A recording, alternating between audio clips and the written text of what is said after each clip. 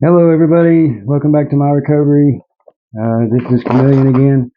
Today, I'm going to be reading from a few pages I got here. It's on understanding seemingly irrelevant decisions. Because I mentioned, was it last time that I did on perception? I think it was that last time, or was it time before last? I think it was time before last. Maybe.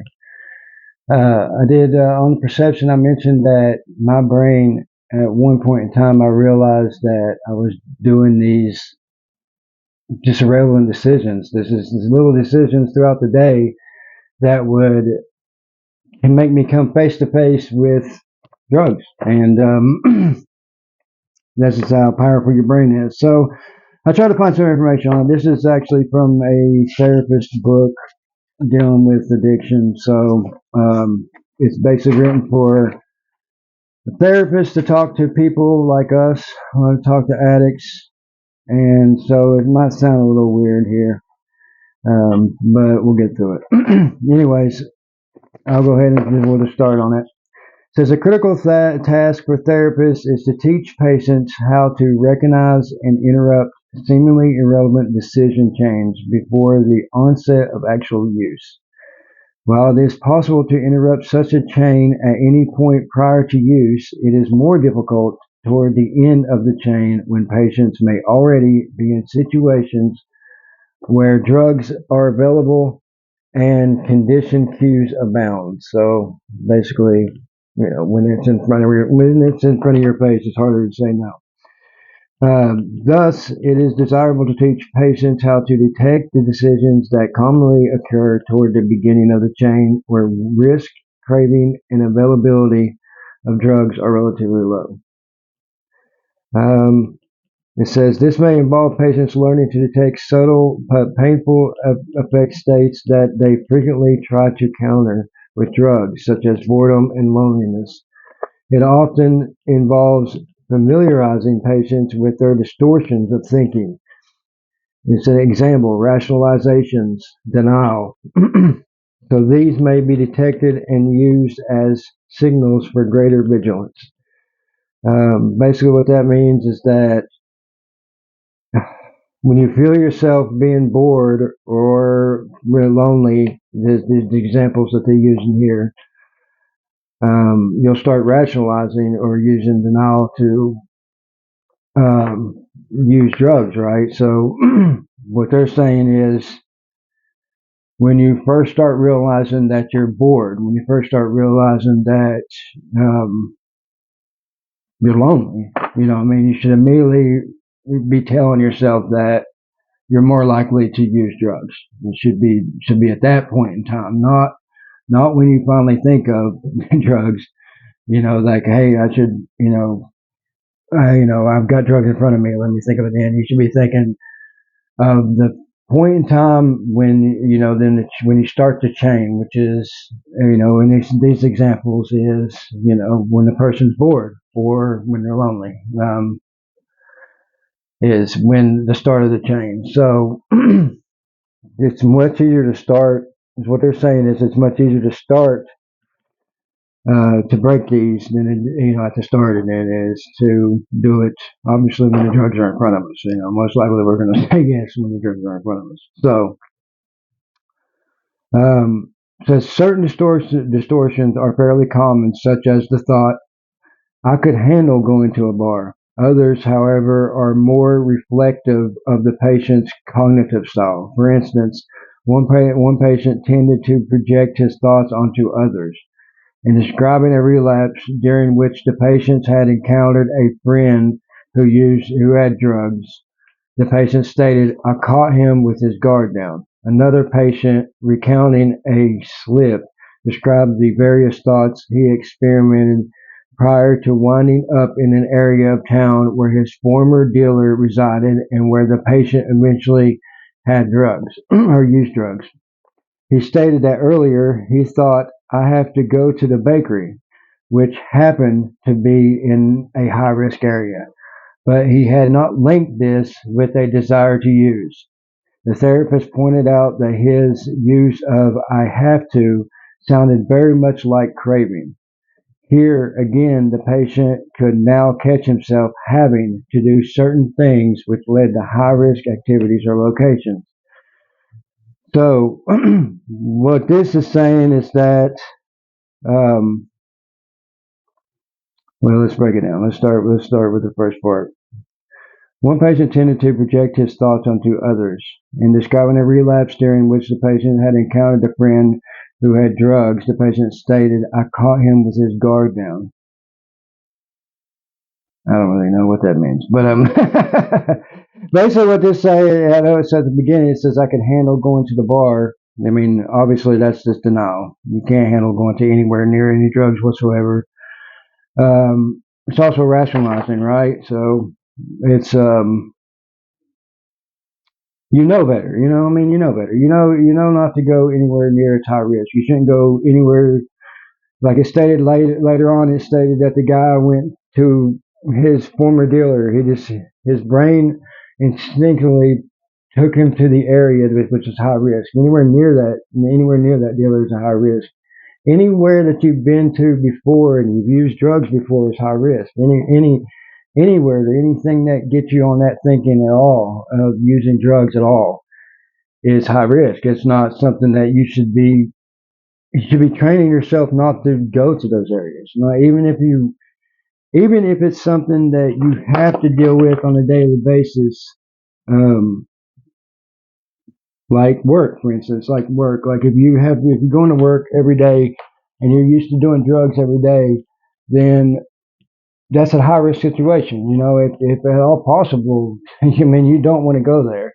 If you have to, then you have to keep things down to a minimum while you're there, right? You should be thinking, um, you gotta, well, once you're to that point, you have to break down. You're gonna have to break down what you're doing every single day there.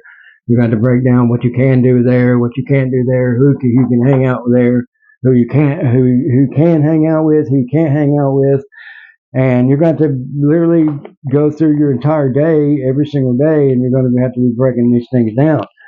And it's very important to do this because, you know, like it said earlier, it's much easier to stop this in the beginning of this chain than it is to go through it and do it at the end. Because you're not, I mean, let's just be real ourselves. We're gonna say yes if the drugs are in front of us. We're gonna say yes if we're near our dealer's house. We're gonna say yes if we're talking to a buddy that we've known for a long time that does drugs. I mean, we're going to talk ourselves into it if we put ourselves in a situation. You shouldn't be putting yourself in these situations. That's the point of this conversation. You need to figure out that what you're doing is going to lead to drug use, and you might not notice some of these easy things. Like for instance, this guy was saying that I have to go through the breaker, which happened to be in a high risk area. So you're thinking to yourself, well, I really miss that bakery. I'd really like to eat a donut or something, right? And you're not thinking at all that it can lead you to drug use. Your mind isn't going there. You're not thinking that far ahead.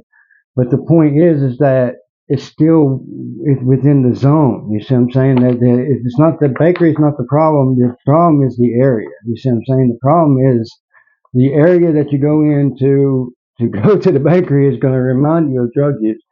And so you got to take all this out of you. You got to take all that away. You see, I mean, it sounds worse than it is, but that sounds awful. It sounds like you have to keep yourself away from everywhere. And in the beginning, it does feel that way. It does feel that way in the beginning a lot.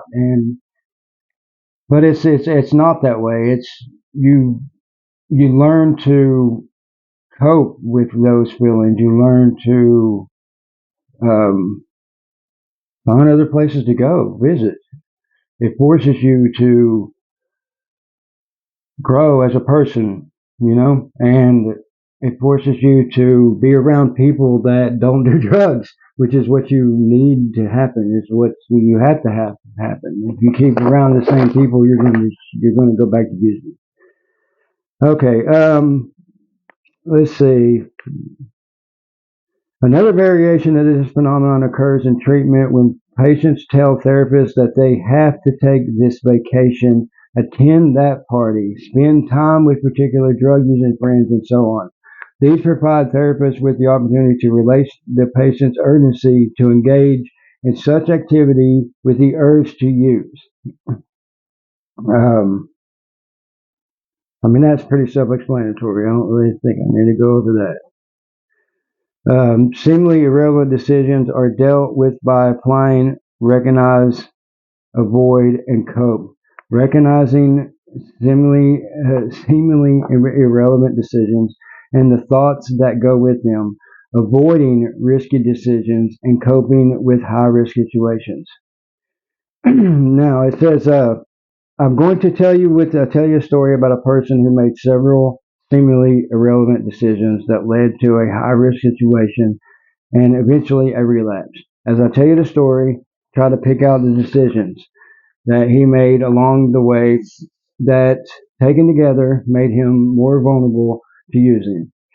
Here's the story. It says, Joe, who had been abstinent for several weeks, drove home from work on a night his wife was going to be away. On the way, he turned left rather than right at an intersection so he could enjoy the scenic route. On this route, he drove past a bar he had frequented in the past and where he had bought and used cocaine. Before the weather that day was hot, he decided to stop in. Because the weather that day was hot, he decided to stop in for a glass of cola. Once in the bar, however, he decided that since his problem was with cocaine, it would be fine to have a beer. After 2 beers, he ran into a friend who happened to have a gram of cocaine, and a relapse ensued. When do you think Joe first got into trouble or thought about using cocaine? One of the things about these chains of decisions that lead to cocaine use is that they are far easier to stop in the beginning of the chain. Being further away from cocaine, it is easier to stop the decision-making process than when you're closer to cocaine use and craving kicks in. What do you think Joe was saying to himself at the point when he took the scenic route home? We often find that people making seemingly irrelevant decisions can catch themselves by the way they think thoughts like, I have to do this, or I really should go this way, or I need to see so and so because. These end up being rational to do so. I've noticed sometimes that you talk yourself into high risk situations by telling yourself a situation is safe when it really may not be. Like when you told yourself last week that it was safe for you to go hang out in the park with your friends. Can you think of other examples of ways you might have talked yourself into a risky situation? The reason why I brought this up is because, like I said in the beginning, what this guy did is something that we do instinctively, right? When we're an addict, we do this completely instinctively. I mean, it's just like that. We don't even notice we do it. We don't notice that we take certain routes, when we want to use. We don't notice that we, call certain friends when we want to use. Um, we don't notice that we're feeling a certain way when we want to use. We don't notice that certain things remind us of drugs, right? We don't notice this stuff until we quit. Once we quit, then we have to realize we have to start looking for these things. And for him, on this right here, like I said, he was clean for several weeks, and then he decided to drive a different way home, really because his wife was away, right? What got away was his wife was away, so he was feeling what? Lonely. And so he decided to go to a different way home, that he's used to doing because his wife was at home, right? And so that's where he messed up right there. The beginning was, it's not just the fact that he chose the route he chose. It's because he didn't notice in the beginning that the reason why he was choosing this was because he was lonely, right? And so his loneliness made him think, hey, okay, well, maybe I should do something different today. Instead of taking the safe way home, let's take the other way home. I'm going to be fine. You see what I'm saying? His emotions changed his thinking pattern to make him take a different route home. And then um, on the way home, he noticed, usually, like you always do, you notice something that reminded you of drug use, right? Was the bar. So, and then he talked himself into going in, which is what we all do, right? So we see the bar, and the first thing we're going to think of is like, oh, we'll be fine. We can see our friends in there, and everything's fine, right? We've been away from this drug for long enough that everything's going to be okay, right? And that should be the biggest red flag you could possibly think of in your head. When you have to say to yourself or talk yourself into doing something, you should immediately realize that it's going to be bad for you. And then accept, in certain situations where it's anxiety, right? That's why I told you before, anxiety and depression go hand in hand with drug use because it's hard to tell the difference. It's hard to tell those difference. But the key point of it is that you have to recognize that you have to think ahead. You have to think ahead and say, okay, well, is this situation going to help me, or is it going to hurt, or could it eventually hurt me? Right? So, I mean, in his situation, going to a bar is stupid. That's a dumb situation, But he's not thinking that. What he's thinking is, man, my wife ain't gonna be home for a while. I need to take up some time until she comes home. So let's take this other route. Oh, hey, there's a bar that I used to go to. I ain't seen my friends in a while. That's what you're thinking. That's what he's thinking. He's not thinking of drug use at all. He's thinking of that. But he should be. He should be thinking that, hey, okay, well, this bar is not a place that any sober person should ever walk into. These friends that I'm going to see in this bar are people that I used to use with, and it's going to remind me of my drug of choice, right? I mean, this is what should be going through his head. It should be these. You have to notice these certain thought patterns that you used to do, and you have to notice them in the beginning, and you have to notice that they're going to lead you down the path to relapse, and you have to say, no, this ain't the right. This I can't do that. You have to say that stuff to you. I mean, and that's the reason why I started out before, and I told you that you have to learn to say no. You have to. It's not just other people. You have to learn to say no to yourself. You have to learn to say, and because you're going to be saying it a lot, and you're going to be saying it a lot in a matter of minutes. It's not just one time a day or just when your buddy calls you. It's a lot. You're going to be saying to yourself, no, I can't do this. No, that's not a good idea. That's not a good idea. No, I can't do it. I can't go to this bar. No, I can't take that way home because if I do, it's going to take me to bad area of town. No, I can't talk to the friends I used to talk to that use because if I do, the conversation might go the way that I don't plan it to go, and it might make me think of drugs and might make me want to use. It's not I mean, it's not. You got to think of this. It's not like you're trying to go out of your way to isolate yourself. You see what I'm saying? But you have to protect yourself. It's protection, And people look at this as if they're as if they're taking everything out of their lives away from themselves, and it's not that. It's not that way. You're protecting yourselves. You're setting boundaries and limits and on your life, and everybody in the world does this to some extent.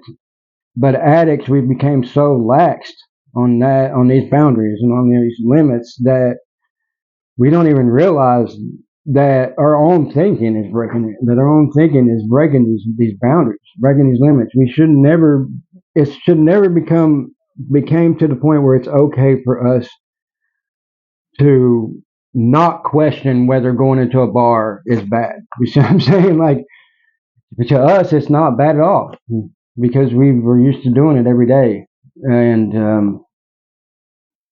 it's okay in our social structure, right? It's okay for all addicts to enter a bar. It's every day of the week we can do that, and it's not looked down upon at all. In our so, as a matter of fact, most of us would probably think that it's a good idea, that it's okay, that it's cool. Hey, man, that's where all my friends are at. But a normal person doesn't think that way. A normal person doesn't think like it's okay to enter a bar every day. You see what I'm saying? Like that's not how you're supposed to be thinking. That's not how normal people think. So you have to train yourself to think like they do. You have to train yourself to think like, okay, you have to go back to the days before you started drugs and how naive you was about the world and how naive you was about drugs. You have to go back to that point and you have to say, look, it never was okay for me to be there. It never, so I'm not going. You see what I'm saying? And you have to learn to say no to yourself, even on stuff that makes perfect sense to do when you're an addict. And that's what these things are, I mean, these things that I'm trying to explain to you, they're stuff that we think of every day. Um, Down below here, I'm going to go ahead and read the rest of this. It says, um, let's see. I think I read all the story. It says, can you think of your own relapse story? It says, now let's go through it and try to pinpoint the places where you made risky decisions, what you were telling yourself, and how you could have interrupted the chain before you wound up in the park with nothing to do. So, I mean, because in the whole story, this person actually, relapsed while he was in the park or whatever. So but you want to think of your own story. Think of your own life. Think of your ways that would strive to use. Me would be to talk to almost anybody I know except for my family. I mean, that would probably lead me immediately to doing drugs. Um, would be driving in town. My whole town is nothing but everything in it reminds me of using drugs. I mean, just driving in the city that's right beside my home would remind me of doing drugs.